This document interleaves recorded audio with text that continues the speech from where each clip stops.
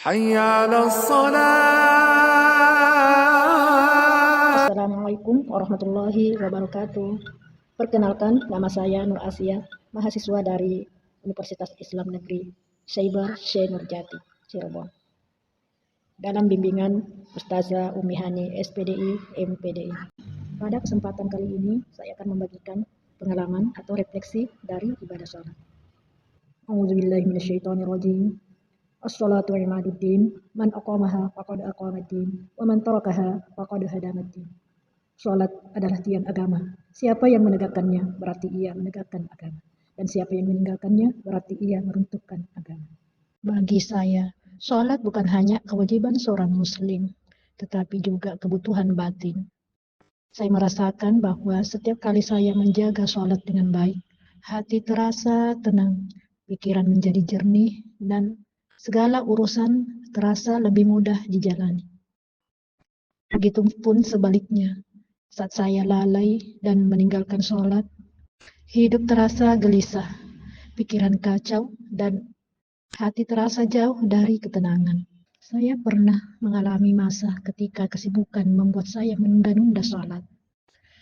Awalnya saya berpikir, nanti saja sholatnya, masih sempat, masih ada waktu. Namun, ketika waktu berjalan dan saya belum menunaikannya, perasaan bersalah dan tidak tenang muncul begitu kuat. Saya merasa seperti kehilangan sesuatu yang penting. Pikiran pun jadi tidak fokus, hati terasa berat, dan pekerjaan sering tidak berjalan lancar. Saya saat itu sadar bahwa meninggalkan sholat bukan hanya mengabaikan kewajiban, tapi juga memutus hubungan saya dengan Allah Subhanahu wa Ta'ala sebagai sumber ketenangan sejati. Sholat juga membantu saya menata emosi.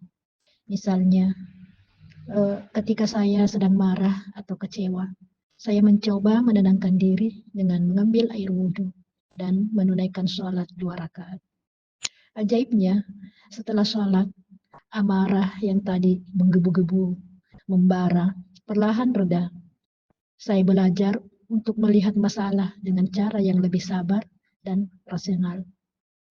Inilah yang dimaksud Allah dalam firman-Nya dalam Quran surat Ar-Ra'd, yaitu orang-orang yang beriman dan hati mereka menjadi tentram dengan mengingat Allah. Ingatlah, hanya dengan mengingat Allah, hati menjadi tentram. Dan di dalam surah Al-Baqarah, Allah berpesan, dan jadikanlah sabar dan sholat sebagai penolongmu. Di sini saya mengandung pelajaran yang sangat besar bahwa sholat itu adalah sumber ketenangan dan kekuatan spiritual. Sabar juga adalah kekuatan moral dan emosional untuk menghadapi ujian hidup. Jadi, jika dijalankan bersamaan dalam keduanya itu, sholat dan sabar, maka hati menjadi tenang, pikiran jernih, dan hidup lebih terarah. Dalam kehidupan nyata, saya merasakan bahwa benar, sabar dan sholat bukan hanya solusi ketika kita sedang sedih, tetapi juga pedoman hidup setiap hari agar tetap kuat, tegar, dan beriman dalam menghadapi segala keadaan. Jadi teman-teman seiman, jadikanlah sholat sebagai istirahat hati di tengah lelahnya kehidupan. Sebab dalam setiap rukuk dan sujud ada ketenangan yang tidak bisa diberikan oleh dunia. Terima kasih sudah menonton video dari saya. Semoga memberikan manfaat dan inspirasi. Wassalamualaikum warahmatullahi wabarakatuh.